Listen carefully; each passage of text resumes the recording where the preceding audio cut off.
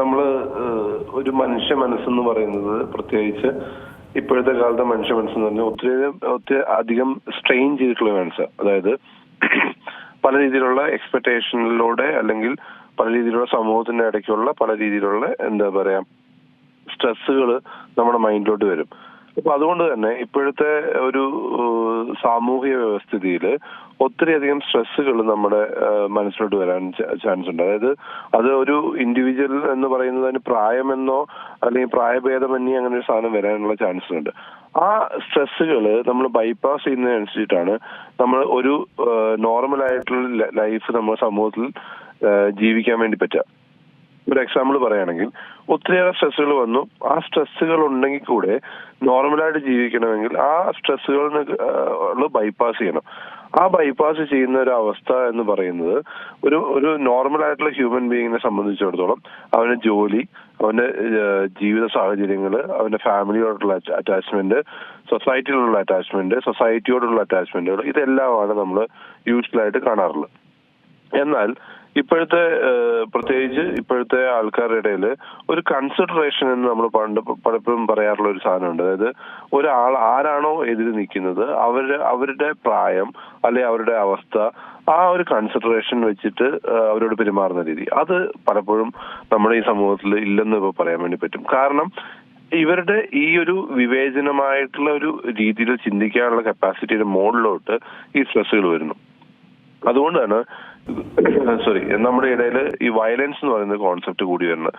ആ വയലൻസ് പല രീതിയിലോട്ട് നമ്മൾ കണ്ടു. അതായത് തലക്കടിച്ച്, അതായത് നമ്മളൊരു ചെറിയൊരു കാര്യത്തിന് വേണ്ടി വഴക്ക് പറയേണ്ട സമയത്ത് വഴക്ക് പറയാതെ ഒരാളെ കൊല്ലുന്നു, അല്ലെങ്കിൽ ഒരാളെ നല്ല രീതിയിൽ പരിക്കേൽപ്പിക്കുന്നു, കുറെ കാര്യങ്ങൾ നമ്മൾ കണ്ടു. ആ ഒരു രീതിയിലോട്ടാണ് നമ്മൾ ഇതും കാണേണ്ടത്. അതായത് ഒരു 62 വയസ്സുള്ള ഒരു സ്ത്രീയെ എത്രമാത്രം പരിഗണനയോടുകൂടിയാണോ നമ്മളത് കാണേണ്ടത്, എത്ര തർക്കം ഉണ്ടെങ്കിലും നമ്മൾ ആ തർക്കങ്ങൾ വാക്ക് തർക്കത്തിൽ നിൽക്കേണ്ടതാണേലും അല്ലെങ്കിൽ കോടതി വ്യവഹാരത്തിലോട്ടോ അല്ലെങ്കിൽ പോലീസിന്റെ കാര്യത്തിലോട്ട് പോകേണ്ട ഒരു സാധനം നമ്മൾ എങ്ങനെയാണ് ഒരു വയലന്റ് ആയിട്ടുള്ള ബിഹേവിയർ നമ്മൾ ആ ദൃശ്യങ്ങളിൽ കാണാൻ വേണ്ടി പറ്റും. എത്രമാത്രം ദേഷ്യത്തോടെയാണ് ആ ഒരാള് വിക്ടിമിനെ നേരെ പാഞ്ഞെടുക്കുക.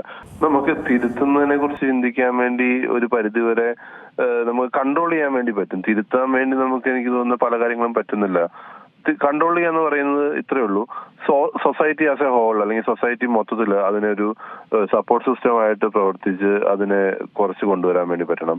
ഫാമിലിക്ക് നമുക്ക് വളരെ ഇമ്പോർട്ടൻസ് ഉണ്ട്. അതായത് ഒരാള് ദേഷ്യം കാട്ടുമ്പം അല്ലെങ്കിൽ ഇങ്ങനത്തെ ആന്റി സോഷ്യൽ ആയിട്ടുള്ള ബിഹേവിയർ കാട്ടുമ്പം ഏറ്റവും ആദ്യം നമുക്ക് വരുന്നത് ഫാമിലിയാ. അല്ലെങ്കിൽ കുടുംബത്തിൽ നിന്ന് വേണം അതിന്റെ ഇത് കൊണ്ടുവരാൻ വേണ്ടി. അല്ലെങ്കിൽ സൊസൈറ്റി അവർക്ക് സപ്പോർട്ട് കൊടുക്കണം.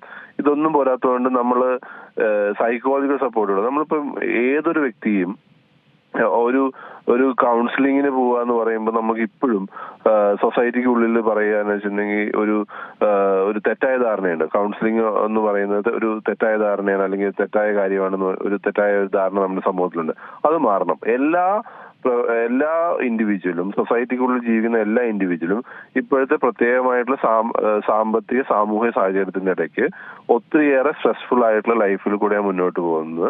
ആ സ്ട്രെസ്ഫുൾ ആയിട്ടുള്ള ലൈഫുകൾ നമുക്ക് എപ്പോൾ പറ്റില്ല എന്ന് തോന്നുന്നോ, അല്ലെങ്കിൽ നമ്മുടെ കൂടെയുള്ള ആൾക്കാർക്ക് കുടുംബത്തിനും എപ്പോൾ പറ്റില്ല എന്ന് തോന്നുന്നോ, ആ സമയത്ത് ഫ്രീ ആയിട്ട് ഒരു കൗൺസിലറെ എടുത്തോ അല്ലെങ്കിൽ അങ്ങനത്തെ ഒരു ഹെൽപ്പോ കിട്ടാൻ വേണ്ടി രീതിയിലോട്ട് മാറാൻ വേണ്ടി എല്ലാവർക്കും പറ്റണം.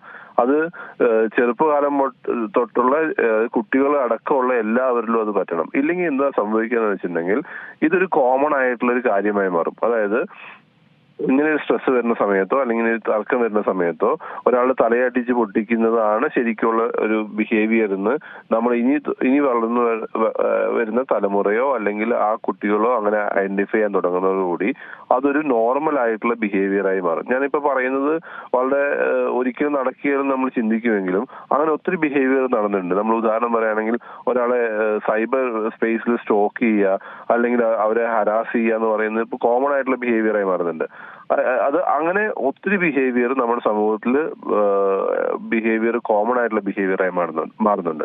രണ്ടാമത്തെ കാര്യം എന്ന് വെച്ചിട്ടുണ്ടെങ്കിൽ ഇങ്ങനത്തെ തർക്കങ്ങൾ വരുന്ന സമയത്ത് തന്നെ പണ്ടൊക്കെ എന്ന് വെച്ചിട്ടുണ്ടെങ്കിൽ ഈ തർക്കങ്ങൾ അങ്ങനെ നിന്നു പോകാറുണ്ട്. അപ്പൊ പോലീസിന് കൂടുതലായിട്ടുള്ള ഇടപെടേണ്ട ആവശ്യമില്ലായിരുന്നു. പക്ഷെ ഇപ്പം ഈ തർക്കങ്ങൾ സ്വമേധയാ തീർപ്പാക്കപ്പെടുന്നില്ല. പകരം ഒരു നെക്സ്റ്റ് ലെവൽ അല്ലെങ്കിൽ ഒരു സിവിയർ ആയിട്ടുള്ള ലെവലിലോട്ട് പോയി ഒരു കൊലപാതകത്തിലോട്ടോ അല്ലെങ്കിൽ ഇങ്ങനത്തെ കാര്യങ്ങളിലോട്ട് പോകുന്നു. അപ്പൊ അത് കണ്ടറിഞ്ഞ് പോലീസിനും പ്രവർത്തിക്കാൻ വേണ്ടി പറ്റണം. ഒരിക്കലും നമ്മുടെ സമൂഹത്തിന് ഇടയ്ക്കുള്ള ഒരു തർക്കങ്ങളും മേജർ ആയിട്ടുള്ള തർക്കങ്ങളൊന്നും തന്നെ തീർപ്പാക്കിപ്പെട്ടു പോകാൻ വേണ്ടിയുള്ള ചാൻസസ് ഇല്ല. അത് നേരെ മുന്നിൽ കണ്ട് പോലീസ് ആക്ട് ചെയ്യേണ്ട ഒരു അവസ്ഥയാണ് നമുക്ക് വന്നിരിക്കുന്നത്.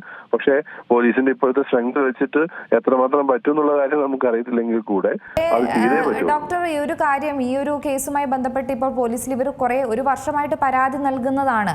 അവരുടെ ഭാഗത്തുനിന്ന് ഒരു കൃത്യമായ ഒരു സമീപനം ഇല്ലാത്തത് കൊണ്ടായിരിക്കില്ല ഇയാൾ വീണ്ടും ധൈര്യത്തോടെ ഈ വയോധികരുടെ അടുത്തൊക്കെ വന്ന് വീണ്ടും പ്രശ്നങ്ങൾ ഉണ്ടാക്കുന്നത്. അതും വലിയൊരു വീഴ്ച തന്നെയല്ലേ? ശരിക്കും പ്രാക്ടിക്കൽ സെൻസിൽ പറയുന്നത് ഒരു പരാതി കിട്ടിയെങ്കിലും ഇങ്ങനത്തെ ഒരു പരാതി കിട്ടി. പക്ഷെ പോലീസ് ആണെങ്കിലും കൂടെ ഒരു മധ്യസ്ഥ ശ്രമത്തിന് വേണ്ടി ശ്രമിക്കുകയാണ് ചെയ്യുന്നത്. എന്തുകൊണ്ടെന്ന് വെച്ചിട്ടുണ്ടെങ്കിൽ ഇതിന് അത്രമാത്രം സീരിയസ്നെസ് അല്ലെങ്കിൽ അവർ വിചാരിക്കുന്ന പല കേസുകളിലും അങ്ങനെ തീർപ്പാക്കപ്പെടുന്നു പോകുന്നുണ്ട്. എന്തിനാണ് ഒരു എക്സ്ട്രാ ബേർഡൻ? അല്ലെങ്കിൽ ഒത്തിരി കേസുകൾ നമ്മൾ പല കേസുകളിലും കണ്ടിട്ടുണ്ട്. അതുമായിട്ട് ബന്ധപ്പെട്ടുള്ള ഒരു കുന്നോളം കേസുകൾ പുതിയ കേസുകൾ കൊടുക്കപ്പെടുന്നു. പക്ഷെ ആ സമയത്തൊക്കെ ഈ പോലീസിനുള്ളൊരു പ്രത്യേകത എന്ന് വെച്ചിട്ടുണ്ടെങ്കിൽ ഇത് സ്വന്തം തീർപ്പാക്കി പോയി ട്ടുള്ള കേസുകൾ മുന്നിൽ കിടക്കുന്നതുകൊണ്ട് അത് പാസ്റ്റ് ലെവൽ ചെയ്തിട്ടുണ്ട്. അതുകൊണ്ട് തന്നെ അവരത് അത്രയായ ഇമ്പോർട്ടൻസ് കൊടുത്തിട്ടുണ്ടാകുമെന്ന് വേണമെങ്കിൽ പറയാൻ വേണ്ടി പറ്റും. രണ്ടാമത്തെ കാര്യം, അത് പണ്ട് മുതലേ ഇങ്ങനെ കേസുകൾ ഇപ്പൊ നമ്മൾ ഒരു പോലീസ് സ്റ്റേഷൻ എടുക്കുകയാണെങ്കിൽ ആ പോലീസ് സ്റ്റേഷനിൽ ഇങ്ങനത്തെ ഒത്തിരി അധികം കേസുകളുണ്ടാവും. ഈ അതിർത്തി തർക്കങ്ങൾ നമ്മൾ എനിക്ക് തോന്നുന്നത് മലയാളികൾ ഏറ്റവും കൂടുതൽ കേൾക്കുന്ന ഒരു തർക്കമാണ്. ആ തർക്കങ്ങൾ ഒത്തിരിയേറെ കേസുകളുണ്ടാവും. പോലീസിന്റെ അകത്ത് അതിന്റെ എത്രമാത്രം അതിന് പോലീസിന് എന്ത് ചെയ്യാൻ വേണ്ടി പറ്റും, ആ പോലീസിന് ഇടപെടുന്നതിനൊരു ലിമിറ്റ് ഉണ്ട്. കൂടാതെ ഇത്രയേറെ സ്ട്രെസ്ഫുൾ ആയിട്ടുള്ള ലൈഫിൽ അല്ലെങ്കിൽ പോലീസിങ്ങിനകത്ത് ഒത്തിരിയേറെ കേസുകൾ വരുമ്പം ഇതൊരു സബ്സിഡറി കേസായിട്ടോ അല്ലെങ്കിൽ ഒരു മാറ്റി നിർത്തപ്പെടാനുള്ള ചാൻസസും ഉണ്ട്. അങ്ങനെയാകാം. ഏറ്റവും പുതിയ വാർത്തകളും വിശേഷങ്ങളും വിരൽത്തുമ്പിലറിയാൻ സീ മലയാളം ന്യൂസ് എല്ലാ ഡിജിറ്റൽ പ്ലാറ്റ്ഫോമുകളിലും ലഭ്യം.